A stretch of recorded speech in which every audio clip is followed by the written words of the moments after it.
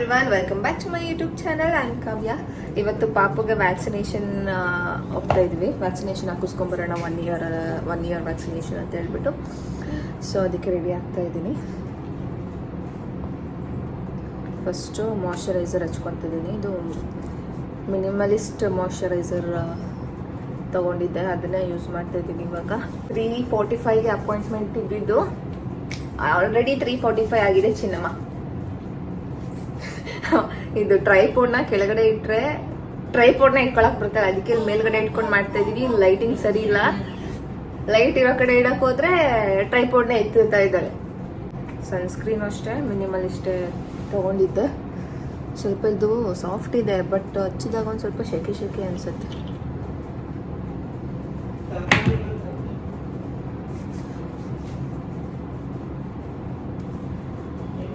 ಪಾಪು ರೆಡಿಯಾಗಿದ್ದಾಳೆ. ಅವಳಿಗೆ ಪಾಪು ಊಟ ಮಾಡಿಲ್ಲ, ಪೂರ್ತಿ ಊಟನೇ ಮಾಡಲ್ಲ. ಜಸ್ಟ್ ಇದು ಲಿಪ್ ಬಾಮ್ ಹಾಕೊಂತೀನಿ. ವಿಶ್ ಕೇರ್ದಿದ್ದು. ನೆಕ್ಸ್ಟು ವಿಶ್ ಕೇರ್ ಸನ್ಸ್ಕ್ರೀನ್ ಮತ್ತು ಮಾಯ್ಶ್ಚರೈಸರ್ ಟ್ರೈ ಮಾಡೋಣ ಅಂತ ಇದ್ದೀನಿ. ಈ ಮಿನಿಮಲಿಸ್ಟ್ ಖಾಲಿ ಆದಮೇಲೆ ಅದಕ್ಕೆ ಇನ್ನೇನು ಚಲೋ. ಕಾರಲ್ಲಿ ಹೋಗ್ತೀವಾ ಬೈಕಲ್ಲಿ ಹೋಗ್ತೀವಾ? ಬೈಕಲ್ಲಿ ಹೋಗೋದಾದ್ರೆ ಹೇರ್ ಟೈ ಮಾಡ್ತೀನಿ, ಕಾರಲ್ಲಿ ಹೋಗೋದಾದ್ರೆ ಫ್ರೀ ಇಡ್ಸ್ಬಿಡೋಣ ಅಂತ. ಮುಂಬೈ ಶೆಕೆಗೆ ಹೇರ್ ಟೈ ಮಾಡಿದ್ರೇ ಬೆಟರ್. ಜಸ್ಟ್ ಇನ್ನೇನು ಮುಖಕ್ಕೆ ಏನು ಹಚ್ಚಲ್ಲ. ಐಲೈನರು ಮತ್ತು ಏನಾದರೂ ಐಲೈನರ್ ಇಲ್ಲ ಕಾಜಲ್ ಹಚ್ಕೊತೀನಿ ಅಷ್ಟೇ. ನೆಕ್ಸ್ಟು ಇಟ್ಕೊಂಡು ತೋರಿಸಿದ್ರೆ ಡಿಸ್ಕೌಂಟ್ ಸಿಗಲ್ಲ. ಇವನಿಗೆ ಏನಾದ್ರು ಡೈರೆಕ್ಟ್ ಓನರ್ ಯಾರೋ ಪರಿಚಯ ಇದ್ರೆ ಕೇಳ್ಬೋದು. ಆಮೇಲೆ ಇಲ್ಲಿ ಮನೆ ಖಾಲಿ ಮಾಡೋ ಪ್ಲ್ಯಾನ್ ಏನು ಇದೆ. ಮನೆ ಖಾಲಿ ಮಾಡೋ ಪ್ಲ್ಯಾನ್ ಇದೆ ಆ್ಯಕ್ಚುಲಿ. ಯಾಕಂದರೆ ಇಲ್ಲಿ ಮನೆ ಎಲ್ಲ ಚೆನ್ನಾಗಿದೆ, ಏರಿಯಾ ಚೆನ್ನಾಗಿದೆ, ಎಲ್ಲ ನಿಯರ್ ಬೈ ಬಸ್ ಸ್ಟ್ಯಾಂಡ್ ಇದೆ, ರೈಲ್ವೆ ಸ್ಟೇಷನ್ ಇದೆ. ಬಟ್ ಇಲ್ಲಿ ನಾಯ್ಸ್ ಅಂತ ಪ್ರಾಬ್ಲಮ್ಮು. ಆ ಕಡೆ ಹೈವೇ ಇದೆ ಸ್ವಲ್ಪ. ಶಟರ್ ಎಲ್ಲ ಕ್ಲೋಸ್ ಮಾಡಿಕೊಂಡ್ರೆ ಏನು ಅಷ್ಟು ನಾಯ್ಸ್ ಬರಲ್ಲ. ಬಟ್ ಯಾವಾಗ್ಲೂ ಶಟರ್ ತೊಗೊಳಕ್ಕಾಗಲ್ಲ, ಗಾಳಿ ಬರಲ್ಲ, ಬೆಳಕು ಬರಲ್ಲ, ಅದೊಂದು ಪ್ರಾಬ್ಲಮ್ಮು. ಸೊ ಇವಾಗ ಪಾಪು ಇರೋದ್ರಿಂದ ಸ್ವಲ್ಪ ಅಡ್ಜಸ್ಟ್ ಮಾಡ್ಕೊಳ್ಳೋದು ಕಷ್ಟ ಆಗ್ತಾ ಇದೆ. ಸೊ ಚೇಂಜ್ ಮಾಡೋಕ್ಕೆ ಟ್ರೈ ಮಾಡೋಣ ಅಂತ ಹೇಳ್ಬಿಟ್ಟು ಚೆಕ್ ಮಾಡ್ತಾ ಇದ್ದೀವಿ. ಮುಂಬೈಯಲ್ಲಿ ನೀವು ಬಾಡಿಗೆ ಕೇಳಿಬಿಟ್ರೆ ಶಾಕ್ ಆಗ್ತೀರಾ. ಹೇಳ್ತೀನಿ ಬನ್ನಿ, ಮುಂದೆ ವೀಡಿಯೋದಲ್ಲಿ ತೋರಿಸ್ತೀನಿ. ಫಸ್ಟ್ ಇವಾಗ ಹಾಸ್ಪಿಟಲ್ಗೆ ಹೋಗಿ ವ್ಯಾಕ್ಸಿನೇಷನ್ ಹೋಗೋಣ. ಆಮೇಲೆ ನಾನು ವ್ಯಾಕ್ಸಿನೇಷನ್ ಡೀಟೇಲ್ಸ್ದು ಕಂಪ್ಲೀಟ್ ಒಂದು ವೀಡಿಯೋ ಮಾಡೋಕ್ಕೆ ಟ್ರೈ ಮಾಡ್ತೀನಿ. ಆದರೆ ಈ ವಿಡಿಯೋದಲ್ಲೇ ಆ್ಯಡ್ ಮಾಡ್ತೀನಿ. ನೋಡೋಣ ಎಷ್ಟು ಮಿನಿಟ್ ವೀಡಿಯೋ ಕವರ್ ಆಗುತ್ತೆ, ಅದ್ರ ಮೇಲೆ ಡಿಪೆಂಡ್. ದೇವ್ರದ್ದು ಟ್ರೈನ್ ಆಯ್ತಲ್ಲ ಮಗಳು. ಬಾಯ್ ಮಾಡು.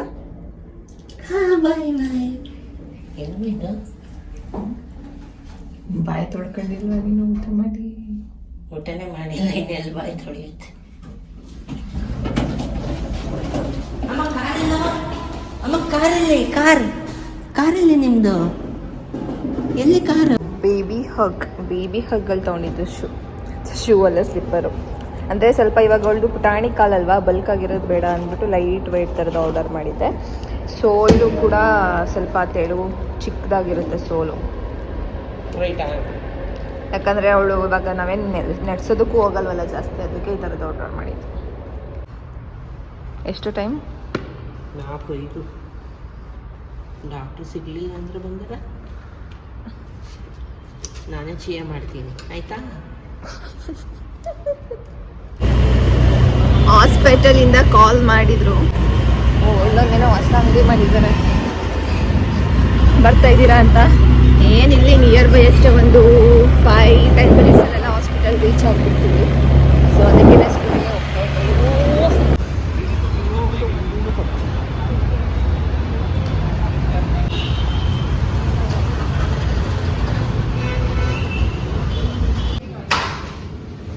ಏನು ಮಾಡಬೇಕಂತ ಅಂದರೆ ಸ್ಕ್ಯಾನರ್ ಬರುತ್ತೆ ಅನಿಸುತ್ತೆ.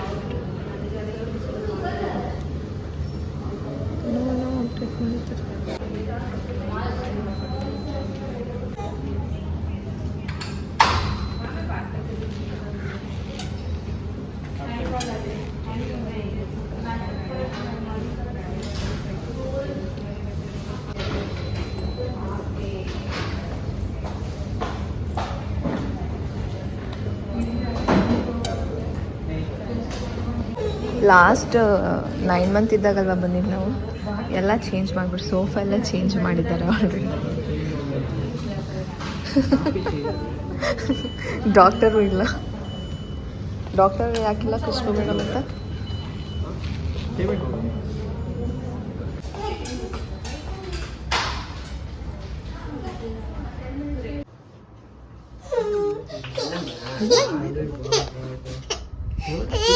ಚೆಕ್ ಮಾಡ್ತಾ ಇದ್ದಾರೆ ಅಷ್ಟೇ.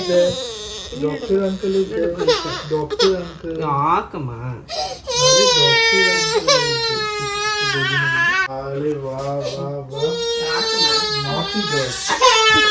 डॉक्टर अंकल जल्दी जल्दी करो, do it fast doctor uncle. अरे बाप ले, अभी से रोना चालू किया. Who is the strong girl? Yana is a strong girl. Yes, I am strong. Yes, I am a strong girl. चलो ಯಾಕೆ ಆಯ್ತು ಬಿಡಮ್ಮ, ಆಯ್ತು. हो गया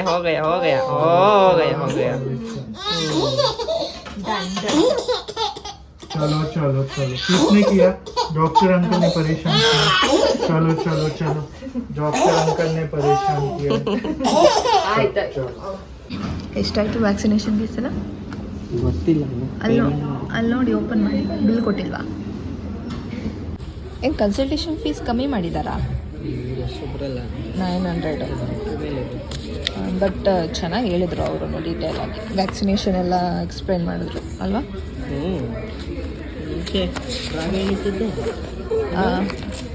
ಆದರೆ ಹೊಸೊಬ್ರೇನಲ್ಲ, ಅಂದರೆ 12 years ಎಕ್ಸ್ಪೀರಿಯೆನ್ಸ್ ಇದೆ. ಈ ಸಲ 12 months ವ್ಯಾಕ್ಸಿನೇಷನ್ ಹಾಕ್ಸಿದ್ದು. ಅಟ್ ಎ ಟೈಮ್ 2 ವ್ಯಾಕ್ಸಿನೇಷನ್ ಅಷ್ಟೇ ಹಾಕೋಕ್ಕಾಗೋದು ಅಂತ ಹೇಳ್ಬಿಟ್ಟು ಈ 2 ವ್ಯಾಕ್ಸಿನೇಷನ್ ಹಾಕಿದ್ರು. ಈ ನೆಕ್ಸ್ಟ್ ವ್ಯಾಕ್ಸಿನೇಷನ್ ನೆಕ್ಸ್ಟ್ ಮಂತಲ್ಲಿ ಹಾಕ್ತೀವಿ ಅಂತ ಹೇಳಿದರು. ಅಷ್ಟೇ ಅಲ್ವಾ? ಆಮೇಲೆ ಹಾಕಿರೋದು ಯಾವುದಾದ್ರು ವ್ಯಾಕ್ಸಿನೇಷನ್ ಅಂತ ಹೇಳಿದ್ರೆ ಏನೇನೋ ನೇಮು. ಫಸ್ಟ್ ಒಂದು ಹೇಳಿದಲ್ಲ ಆ ವ್ಯಾಕ್ಸಿನೇಷನ್ ಫುಡ್ ಮತ್ತು ವಾಟರಿಂದ ಬರೋ ಏನಾದ್ರು ಇನ್ಫೆಕ್ಷನ್ಸ್ಗೆ ಅಂತ. ನೆಕ್ಸ್ಟು ಬ್ರೈನ್ ರಿಲೇಟೆಡ್ ಡಿಸೀಸ್ಗೆ ಅಂತ ಹೇಳ್ಬಿಟ್ಟು ಅದು ವ್ಯಾಕ್ಸಿನೇಷನ್ ಇದ್ದಿತ್ತು. ಆ್ಯಂಡ್ ಇದು ಸಪ್ಲಿಮೆಂಟ್ಸು ಕ್ಯಾಲ್ಶಿಯಮ್ ಮತ್ತು ಐರನ್ ಕೊಟ್ಟಿದ್ದಾರೆ, ಅದೆರಡು ತೊಗೊಂಡಿದ್ದೀವಿ. ಎಷ್ಟಾಯಿತು ವ್ಯಾಕ್ಸಿನೇಷನ್ ಅಮೌಂಟು ಬಿಲ್ಲಲ್ಲಿ? 3000. ಅದರಲ್ಲಿ ಸಪ್ಲಿಮೆಂಟ್ಸು ಸೇರಿಸಿ ಹಾಕಿರಲ್ಲ.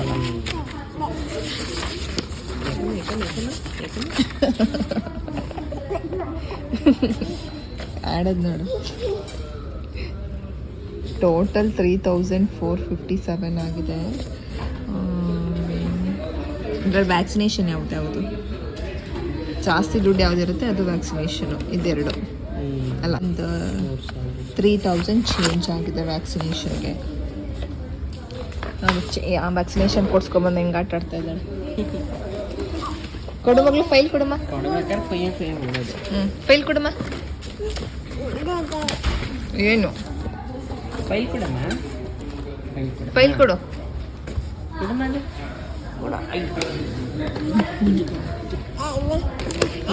ಯಾವತ್ತು ಜ್ವರ ಅಂತ ಏನೂ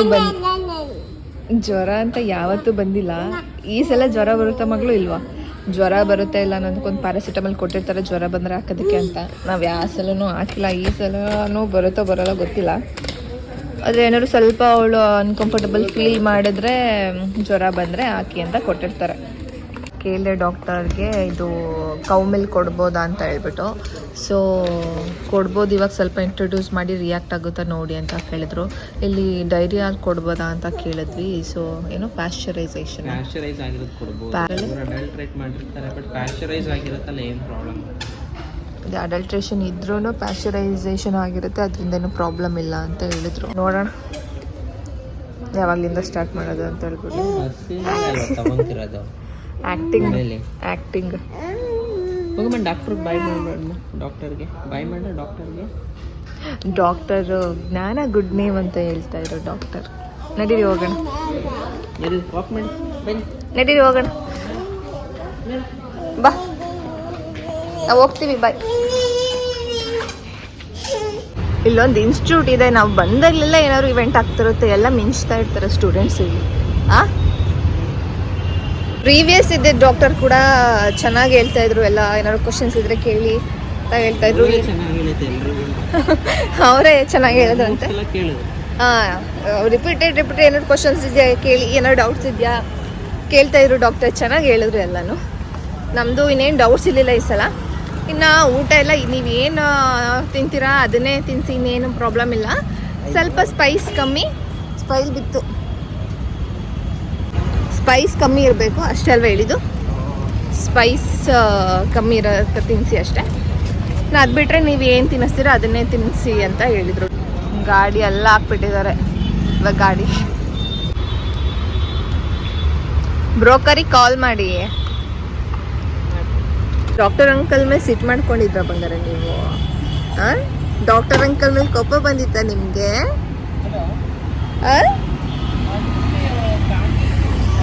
ಪಾಪನ್ ನೋಡ್ತಾ ಇದ್ದಾಳೆ.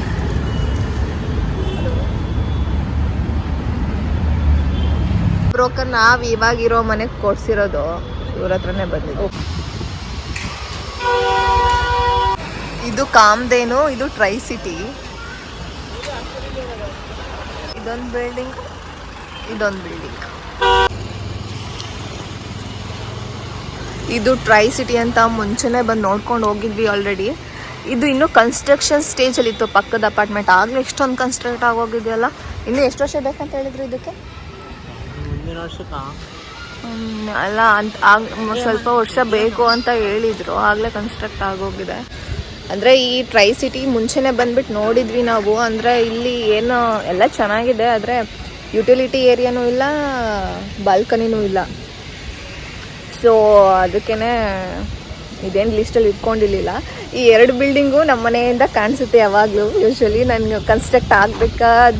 ಕನ್ಸ್ಟ್ರಕ್ಷನ್ ಆಗ್ತಾ ಇದ್ದಿದ್ದಾಗಲಿಂದ ನೋಡ್ತಾ ಇದ್ದೆ. ಹೋಗೋಣ ಅಲ್ಲೇ ಏನಾದ್ರು ಶಿಫ್ಟ್ ಆಗೋ ಥರ ಇದ್ರೆ ಅಲ್ಲೇ ಟ್ರೈ ಮಾಡ್ಬೋದು, ಅಂದರೆ ಹೊಸ ಬಿಲ್ಡಿಂಗ್ ಚೆನ್ನಾಗಿರುತ್ತಲ್ಲ ಅಂತ ಹೇಳ್ಬಿಟ್ಟು.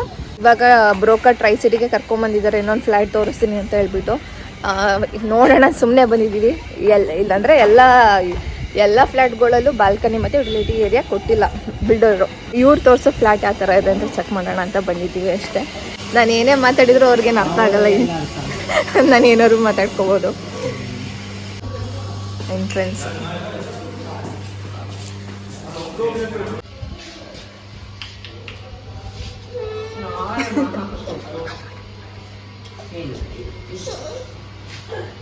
ಇಲ್ಲಿ ಅಮ್ಯುನಿಟೀಸ್ ಇಲ್ಲಲ್ಲ. ಪ್ಲೇ ಏರಿಯಾ ಇದೆಯಾ?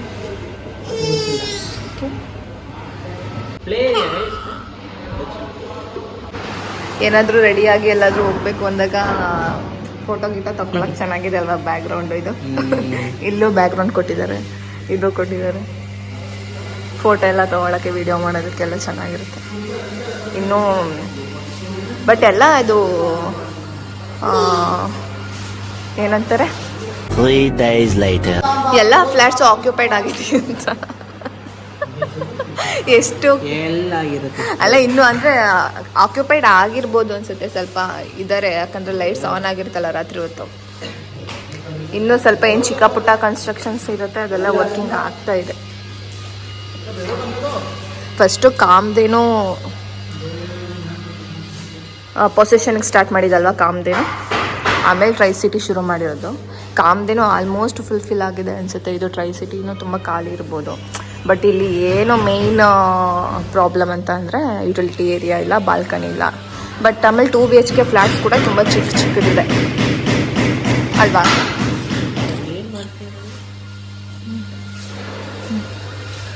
ಸೀಲಿಂಗ್ ಆಗ್ತಾ ಇದ್ದಾರೆ. ನಿದ್ದೆ ಬಂದಿದೆ ಪುಟಾಣಿಗೆ. ಚಿನ್ಮ ಪುಟಾಣಿ ಯಾರೋ ಮನೆ ಶಿಫ್ಟ್ ಆಗ್ತಾ ಇದ್ದಾರೆ. ಏನೋ ಬ್ರೋಕರ್ ಏನಂತಾರೆ ಅದಕ್ಕೆ ಸರ್ವಿಸ್ಗೆ ಏನಂತಾರೆ ಹೇಳಿ? Packers and movers. NoBroker packers movers available ಇರ್ತಾರಲ್ಲ, ಅಲ್ಲಿ ಮನೆ ಖಾಲಿ ಮಾಡಬೇಕಲ್ಲ, ಇದೇ ಥರ ಎಲ್ಲ ನೀಟಾಗಿ ಅವರೇ ಪ್ಯಾಕ್ ಮಾಡಿ ಕೊಟ್ಟು ತೊಗೊಂಬರ್ತಾರೆ. ಯಾರೋ ಶಿಫ್ಟ್ ಆಗ್ತಾ ಇದ್ದಾರೆ. ನಾವು ಬಂದು ನೋಡ್ಕೊಂಡು ಹೋಗಿ ಫ್ಲ್ಯಾಟ್ಗೆ ಮತ್ತೆ ಕರ್ಕೊಂಡ್ಬಂದಿದ್ದಾರೆ. ನಾನೇ ಬೇಕಾ ನಿನಗೆ? ನೀನು ಮಾಡೇ ಇಲ್ಲ ಇಂಟೀರಿಯರ್ ಎಲ್ಲ. ಯಾಕಮ್ಮ ಇಷ್ಟೇ ಇದೊಂದು BHK. ಇದು ರೂಮೇ ಅಲ್ವಾ? ಇದೊಂದು ರೂಮಿಗೆ ಅಟ್ಯಾಚ್ ಬಾತ್ರೂಮು.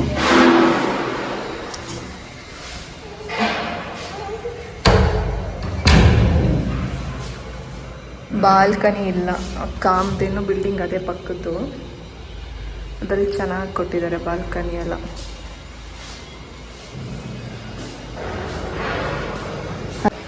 ಇದೊಂದು ಬಾತ್ರೂಮು, ಇದೊಂದು ರೂಮು, ಕಿಚನ್. ಇದು ಇಷ್ಟೇ ಆಲ್. ಯುಟಿಲಿಟಿ ಏರಿಯಾನೇ ಇಲ್ಲ ಇದೊಂದು. ಅದಕ್ಕೆ ನನಗೆ ಇದು ಫ್ಲ್ಯಾಟೇ ಇಷ್ಟ ಆಗಲಿಲ್ಲ.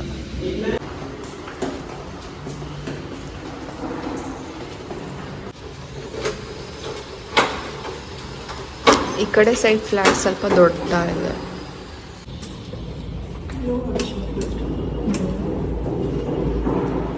ಇದು ಹಾಲೆಲ್ಲ ಸ್ವಲ್ಪ ದೊಡ್ಡ ಬರುತ್ತೆ. ಈ ಕಡೆ ವ್ಯೂನು ಚೆನ್ನಾಗಿದೆ. ಹಾಲೆಲ್ಲ ಸ್ವಲ್ಪ ದೊಡ್ಡದೆ.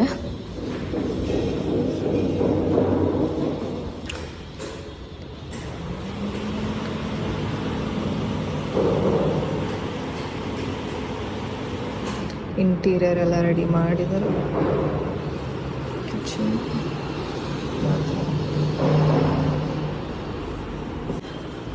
ಅಂದರೆ ಇದು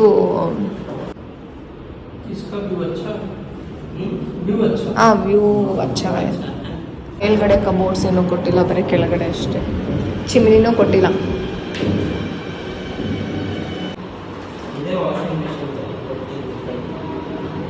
ಇಲ್ಲಿ ರೆಂಟ್ ಕೇಳಿದರೆ ನಿಜವಾಗ್ಲೂ ಶಾಕ್ ಆಗ್ತೀರಾ.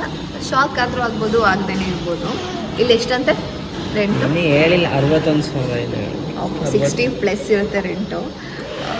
ಇವಾಗ 60 ಅಂತ ಹೇಳ್ತಾ ಇದ್ದಾರೆ. ನೆಗೋಷಿಯೇಟ್ ಮಾಡಿದ್ರೆ ಒಂದು 55 ಬರ್ಬೋದು. ಆಮೇಲೆ ಬ್ರೋಕರೇಜ್ ಕೂಡ ಕೊಡ್ಬೇಕು ನಾವು. ಬ್ರೋಕರ್ ಇಲ್ಲದೆ ಇಲ್ಲಿ ಮನೆನೇ ತೊಗೊಳಕ್ಕಾಗಲ್ಲ ಅನ್ಸುತ್ತಲ್ವ ರೀ ಬಾಡಿಗೆಗೆ? ನೋ ಬ್ರೋಕರಲ್ಲೆಲ್ಲ ಇದು ಹಾಕೇ ಇರಲ್ಲ. ಹೊಸ ಬಿಲ್ಡಿಂಗ್ಸ್ ಎಲ್ಲ ಬರೀ ಹಳೆ ಬಿಲ್ಡಿಂಗ್ಸ್ ಏನಿರುತ್ತೆ ಅಷ್ಟೇ ಹಾಕೋದು. ಅದು ಬಿಟ್ಟರೆ ಅಂದರೆ ವಿತೌಟ್ ಬ್ರೋಕರ್ ನಮ್ಗೆ ಏನಾದ್ರು ಓನರ್ ಪರಿಚಯ ಇದ್ದರೆ ಅಷ್ಟೇ ಸಿಗೋದು. ಈಗ ಬಂದು ಸುಮ್ಮನೆ ಇಲ್ಲಿ ಮನೆ ನೋಡೋಕ್ಕೆ ಬರ್ತೀವಿ, ಇಲ್ಲಿ ಖಾಲಿ ಇರೋ ಮನೆ ಆ ಥರ ಸೀನೇ ಇಲ್ಲ ಇಲ್ಲಿ. ಇಲ್ಲಿ ಎಲ್ಲ ಬಿಲ್ಡರ್ಸ್ ಎಲ್ಲ ಬ್ರೋಕರ್ಗೆ ಕೊಟ್ಬಿಡೋದು. ಸೊ ಹಂಗಾಗಿ ಬ್ರೋಕರೇಜ್ ಕೊಡಲೇಬೇಕಾಗುತ್ತೆ. ಬ್ರೋಕರೇಜ್ ಎಷ್ಟಿರುತ್ತೆ ಅಂತ ಅಂದರೆ 2 months ರೆಂಟ್ ಇಸ್ಕೊತಾರೆ ಬ್ರೋಕರ್ಸು. ಕೆಲವರು ಒಂದೊಂದು ಮನೆಗೆ 1 month ಬ್ರೋಕರೇಜ್ ಇಸ್ಕೊತಾರಲ್ವ ರೀ. ಅದು ಡಿಪೆಂಡ್ಸ್ ಆನ್ ಮನೆ ಯಾವ ಥರ ಇರುತ್ತೆ, ಬಿಲ್ಡಿಂಗ್ ಯಾವ ಥರ ಇರುತ್ತೆ, ಪಾಶ್ ಕಮ್ಯುನಿಟಿ, ಅದ್ರ ಮೇಲೆ ಡಿಪೆಂಡ್ ಆಗುತ್ತಲ್ವ. ಎಷ್ಟು ವರ್ಷ ಅಗ್ರಿಮೆಂಟ್ ಮಾಡ್ಕೊಂತೀವಿ? ಆಮೇಲೆ ಅಗ್ರಿಮೆಂಟ್ ಮೇಲೂ ಡಿಪೆಂಡ್ ಆಗುತ್ತೆ ಅಂತ. ಬ್ರೋಕರೇಜ್ 2 months ಬ್ರೋಕರೇಜ್ ಇಲ್ಲ 1 month ಬ್ರೋಕರೇಜ್ ಕೊಡ್ತೀವಿ ಅಂತ ಅಂದರೆ ಲೆಕ್ಕ ಹಾಕಿ ಅಲ್ಲೇ ಬಾಡಿಗೆನೇ 50,000 60,000 ಇದ್ದರೆ 1,00,000 ಬ್ರೋಕರೇಜ್ ಕೊಡಬೇಕು ಅವ್ರಿಗೆ. ಇಲ್ಲಿ ಮನೆ ಚೇಂಜ್ ಮಾಡೋದೇ ಇಷ್ಟು ಕಾಸ್ಟ್ಲಿ ಮುಂಬೈಯಲ್ಲಿ. ಆಮೇಲೆ ನಾವಿರೋ ಮನೆ ರೆಂಟ್ ಕೂಡ ನಾವಿವಾಗ ಕೊಡ್ತಾ ಇರೋದು 50,000. 2 ಲಕ್ಷ ಅಲ್ವಾ ಇದು ಕೊಟ್ಟಿರೋದು ಅಡ್ವಾನ್ಸ್ 2 ಲಕ್ಷ ಕೊಟ್ಟಿರೋದು. ಬ್ರೋಕರೇಜು 80. ಬ್ರೋಕರೇಜ್ 80,000 ಕೊಟ್ಟಿರೋದು, ಅಡ್ವಾನ್ಸ್ 2 ಲಕ್ಷ ಕೊಟ್ಟಿರೋದು, ಬಾಡಿಗೆ 50,000 ಕೊಡ್ತಿರೋದು. ಆಮೇಲೆ ಇದಕ್ಕೆ ಅಡ್ವಾನ್ಸ್ ಕೂಡ ಕೊಡಬೇಕು, ಬ್ರೋಕರೇಜ್ ಕೂಡ ಕೊಡಬೇಕು, ರೆಂಟ್ ಕೂಡ ಅಷ್ಟೊಂದಿರುತ್ತೆ. ಮುಂಬೈಗೆ ಯಾರಾದರೂ ಬರಬೇಕು ಅಂತ ಅಂದ್ಕೊಂಡಿದ್ರೆ ಯೋಚನೆ ಮಾಡಿ. ಗೊತ್ತಿಲ್ಲ ಏನೋ ನಮ್ಮ ಅಪಾರ್ಟ್ಮೆಂಟಲ್ಲಿ ಕಾರ್ ತೊಳೆಯೋಕ್ಕೆ ಅಂತಲೇ ಇರ್ತಾರೆ. ಎಲ್ಲ ಕಡೆ ಅಪಾರ್ಟ್ಮೆಂಟಲ್ಲೂ ಇರ್ತಾರೆ. ಆದರೆ ನಮ್ಮ ಅಪಾರ್ಟ್ಮೆಂಟಲ್ಲಿ ಎಷ್ಟು ತಗೊಂತಾರೆ ಕಾರ್ ತೊಳೆಯೋಕ್ಕೆ ಡೈಲಿ? 1,200 ಅಂತೆ ಕಾರ್ ತೊಳೆಯೋದಕ್ಕೆ. ಡೈಲಿ ತೊಳಿತಾರೆ. ಮಂತ್ಲಿ 1,200 rupees ಡೈಲಿ ಕಾರ್ ತೊಳೆಯೋಕೆ ಹೇಳಿದಾರಂತೆ. 1,200 rupees ಕೊಟ್ಬಿಟ್ಟು ನಾನು ಅದಕ್ಕೆ ವಾರಕ್ಕೊಂದ್ಸಲ ನಾವೇನು ಡೈಲಿ ಓಡಾಡ್ತೀವ. ಡೈಲಿ ಓಡಾಡಿದ್ರೆ ವರ್ತಿರುತ್ತೆ ಡೈಲಿ ಕಾರ್ ತೊಳೆಯೋದಕ್ಕೆ ಹೇಳೋದು. ನಾವೇನು ಡೈಲಿ ಓಡಾಡಲ್ಲ, ಅದಕ್ಕೆ ವಾರಕ್ಕೊಂದ್ಸಲ ಹೇಳಿ ಅಂದರೆ ಸಲ ತೊಳೆಯೋದಕ್ಕೆ 200 rupees ಏನೋ ತೊಗೊತಾರೆ. ಸುಮ್ಮನೆ ಯಾಕೆ ಡೈಲಿನೇ ತೊಳಿಲಿ ಬಿಡು ಅಂತ 1,200 rupees ಕೊಡ್ತಾ ಇದ್ದಾರೆ. Rich kid